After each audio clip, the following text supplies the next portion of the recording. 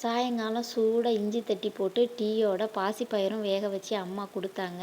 அதை சாப்பிட்டுட்டு நைட்டு டின்னருக்காக மதியம் வச்ச சிக்கன் கிரேவி கொஞ்சம் மிச்சம் இருந்தது.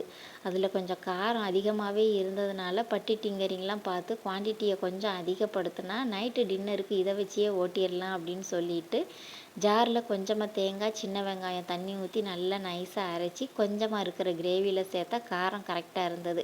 உப்பு மட்டும் கொஞ்சமாக சேர்த்து நல்லா கொதிக்க வச்சு இறக்கியாச்சு. மதியம் வச்ச அளவுக்கு டேஸ்ட் இல்லை அப்படின்னாலுமே சாப்பிட்றதுக்கு அந்த கிரேவி நல்லா தான் இருந்தது.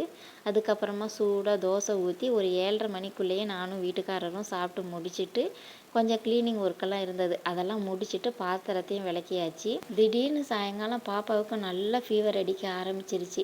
சிரப் கொடுக்கவும் அப்படியே கம்மியாயிடுச்சு. அதனால் நைட்டுக்கு ஹெவியாக எதுவும் கொடுக்க வேண்டாம் அப்படின்ட்டு ஓட்ஸ் கஞ்சி குடிச்சிக்கிறியா அப்படின்னு கேட்டதுக்கு சரின்னு சொல்லிட்டேன். அதனால் அதையே ரெடி பண்ணி ஊட்டி விட்டுட்டேன்.